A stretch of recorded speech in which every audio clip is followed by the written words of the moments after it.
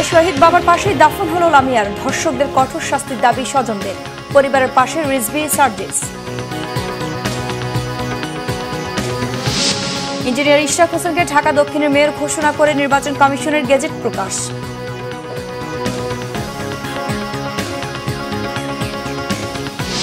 গাজীপুরে gas cylinder বিস্ফোরণে নারী ও শিশুসহ 5 জন দগ্ধ। 3 জনের অবস্থা আশঙ্কাজনক। ঢাকায় জাতীয় বার্ন ইনস্টিটিউটে ভর্তি। দেখছিলেন ক্রাউন সিমেন্ট সংবাদ শিরোনাম। এবার বিস্তারিত। জুলাই আন্দোলনে শহীদ বাবার কবরের পাশে দাফন করা হলো লামিয়াকে। বাবা জসিমউদ্দিন জুলাইয়ের গণ অভ্যুত্থানে ঢাকায় শহীদ হন। পটুয়াখালীতে বাবার কবর জিয়ারত করে ফেরার পথে ধর্ষণের শিকার হয়ে আত্মহত্যার পথ বেছে নেয় লামিয়া। এই ঘটনায় ধর্ষকদের কঠোর শাস্তির দাবি জানিয়েছেন স্বজনরা। বিচার দাবিতে সরব বিএনপি, জাতীয় নাগরিক পার্টি, এনসিপি সহ বিভিন্ন রাজনৈতিক দল। রিপোর্ট করছেন ফারুক বাবু। রবিবার রাত 8টার দিকে পটুয়াখালী পাঙ্গাসিয়া মাধ্যমিক বালিকা বিদ্যালয় মাঠে জানাজা সম্পন্ন হয় লামিয়ার।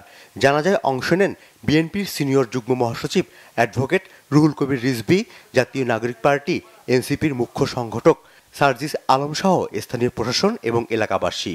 পরে নিজ বাড়ির উঠানে বাবার কবরের পাশে লামিয়ার দাফন সম্পন্ন হয়। জানাজা শেষে অ্যাডভোকেট রুহুল কবির রিজভী বলেন, বিচার বিলম্ব হলে জাতি সংকটে পড়ে। একজন মানুষ সমাজে কারো দ্বারা উৎপীড়িত হলে, নির্যাতিত হলে, সে যদি বিচার প্রার্থী হয়, সেই বিচারের প্রক্রিয়া কেন বিলম্বিত হবে? এটা আজকে গোটা জাতির প্রশ্ন, এটা আজকে সাধারণ মানুষের প্রশ্ন। লামিয়ার তার যে পৃথিবী থেকে চলে যাওয়া, তার এই যে মৃত্যু, এর মধ্যে দিয়ে গোটা জাতির সামনে একটা বড় প্রশ্ন হয়ে দাঁড়িয়েছে। এদিকে অপরাধীদের প্রকাশ্যে ফাঁসির দাবি জানিয়েছেন এনসিপির মুখ্য সংগঠক সার্জিস আলম। যে 90 দিনের যে সময়, তার মধ্যে আমরা তাদের মৃত্যুদণ্ড দেখতে চাই, এবং এই মৃত্যুদণ্ড যদি প্রকাশ্যে আমাদের সামনে নাও দেওয়া হয়, তাহলে তাদের ওই মৃত্যুদণ্ড দেওয়ার যে চিত্র, সেই ছবি এবং ভিডিও পুরো পৃথিবীর সামনে আসা দরকার। তাহলে আগামীতে আর কোনো নরপিশাচ, যাদের কারণে আমরা আমাদের বোন আসিয়া লামিয়াদেরকে হারিয়েছি, তারা এই বাংলাদেশে আর জন্ম নেবে না। জুলাই আন্দোলনে পুলিশের গুলিতে শহীদ জসিমউদ্দিনের মেয়ে লামিয়া 9 মাস পর তার কবর জিয়ারত শেষে ফেরার পথে সংঘবদ্ধ ধর্ষণের শিকার হন লামিয়া। ধর্ষণের শিকার হয়ে মানসিকভাবে ভেঙে পড়েন 17 বছরের শিক্ষার্থী লামিয়া। চিকিৎসার জন্য তাকে আনা হয় ঢাকায়, কিন্তু মানসিক চাপ, হতাশা থেকে শনিবার রাতে আত্মহত্যা করেন। রবিবার সকালে লামিয়ার মরদেহ আনা হয় সোহরাওয়ার্দী হাসপাতালের মর্গে। ময়নাতদন্ত শেষে হস্তান্তর করা হয় পরিবারের কাছে। স্বজনদের অভিযোগ, মামলা হলেও আসামিদের ধরতে গড়িমসি করে পুলিশ।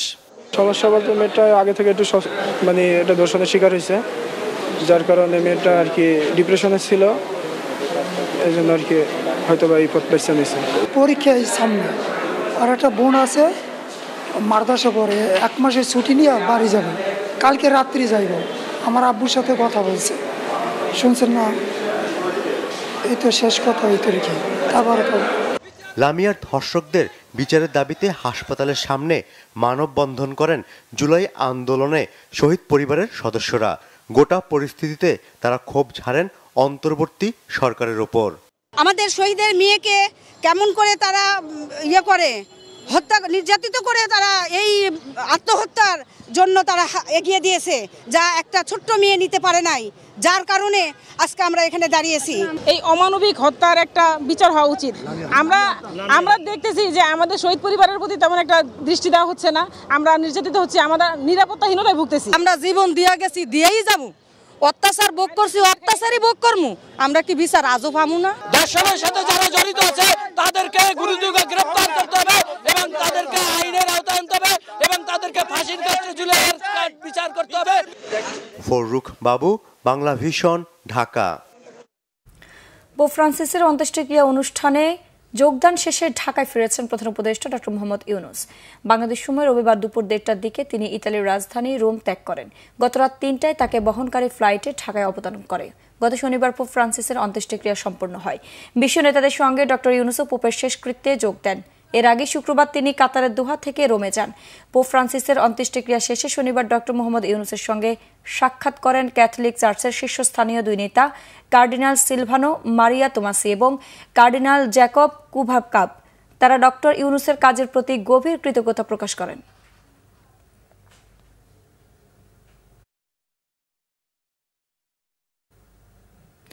আদালতের রায়ের 1 মাস পর ইঞ্জিনিয়ার ইশরাক হোসেনের মেয়র ঘোষণা করে গেজেট প্রকাশ করল নির্বাচন কমিশন।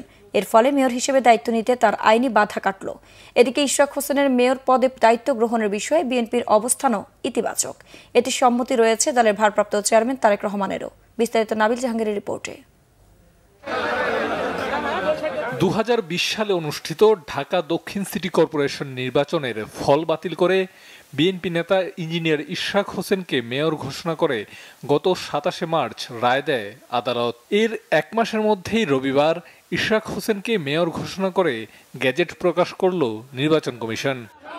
নির্বাচন কমিশনের সিনিয়র সদস্য সচিব আক্তার হোসেন স্বাক্ষরিত গেজেটে বলা হয়, 2020 সালে অনুষ্ঠিত ঢাকা দক্ষিণ সিটি কর্পোরেশন নির্বাচনে মেয়র পদে নৌকা প্রতীকে প্রার্থী ফজলে নূর তাপসকে নির্বাচিত করে দেয়া ঘোষণা বাতিল করে ধানের শীষ প্রতীকের প্রার্থী ইঞ্জিনিয়ার ইশরাক হোসেনকে মেয়র হিসেবে ঘোষণা করা হলো।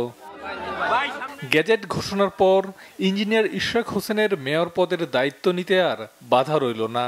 তার মেয়রের দায়িত্ব নেয়ার বিষয়ে বিএনপির ভারপ্রাপ্ত চেয়ারম্যান তারেক রহমানও সম্মতি দিয়েছেন। ইশরাক হোসেন সাহেব হচ্ছেন একজন তরুণ পপুলার লিডার অফ বাংলাদেশ। এখন কোর্ট জনগণের ভোটের অধিকারের পক্ষে রায় দিছে, এইটা যত দ্রুত কার্যকরী করা যায় এটাই উত্তম। তো এখন এই ইন্টারিম সরকার এখানে বাধাগ্রস্ত করবে, এটা তো ভালো চোখে কেউ দেখবে না। অনিয়ম, দুর্নীতি ও অগ্রহণযোগ্যতার অভিযোগে ঢাকা দক্ষিণ সিটির 2020 সালের নির্বাচন ও ফল বাতিল চেয়ে একই বছরের 3 মার্চ মামলা করেছিলেন মেয়র প্রার্থী ইশরাক হোসেন। তার বাবা সাদেক হোসেন খোকা ছিলেন অবিভক্ত ঢাকা সিটি কর্পোরেশনের সবশেষ মেয়র। নাবিল জাহাঙ্গীর, বাংলা ভিশন, ঢাকা। দর্শক, জাতীয় সংসদের এলডি হলে জাতীয় ঐকমত্য কমিশনের সঙ্গে গণ অধিকার পরিষদের সংলাপ আজ। সেখানে আছেন আমাদের বিশেষ প্রতিনিধি মুহিবুল্লাহ মুহিব। সরাসরি যাচ্ছি তার কাছে। মুহিব, জাতীয় ঐকমত্য কমিশনের সঙ্গে গণ অধিকার পরিষদের সংলাপের বিষয়ে আমাদের জানাবেন।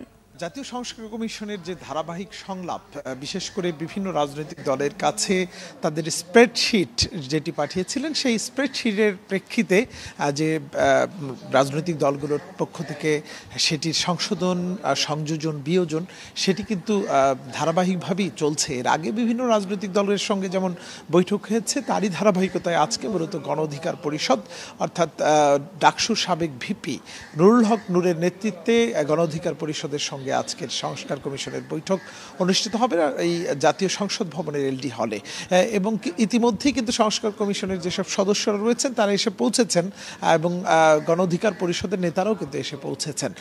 তবে আমরা যেটি শুনেছি, হয়তো কিছুটা বিলম্ব হচ্ছে এই বৈঠক শুরু হতে। আমরা যেটি শুনেছি যে বিশেষ করে আগামী জাতীয় সংসদ নির্বাচন এবং বিশেষ করে সংবিধান সংস্কারের পাশাপাশি নির্বাচন এবং রাষ্ট্র সংস্কারের জন্য যেসব গুরুত্বপূর্ণ বিষয় রয়েছে সেই বিষয়গুলো নিয়ে তাদের গণ অধিকার পরিষদ তাদের গুরুত্বপূর্ণ মতামত তুলে ধরবেন এবং এইসব মতামত কিন্তু ওয়েবসাইটে প্রকাশের মধ্য দিয়ে অর্থাৎ সর্বসাধারণের জন্য মুক্ত করে দেওয়া হবে এবং তারপরে মূলত সংস্কার কমিশন সিদ্ধান্ত নেবে যে কি কি ধরনের সংস্কার তারা করছেন। তো এখন পর্যন্ত আসলে আমরা সংস্কার কমিশন এবং গণ অধিকার পরিষদের কারো সঙ্গে কথা বলতে পারিনি। হয়তো বৈঠক শেষে গণমাধ্যমের সঙ্গে কথা বললে আমরা জানতে পারবো কি।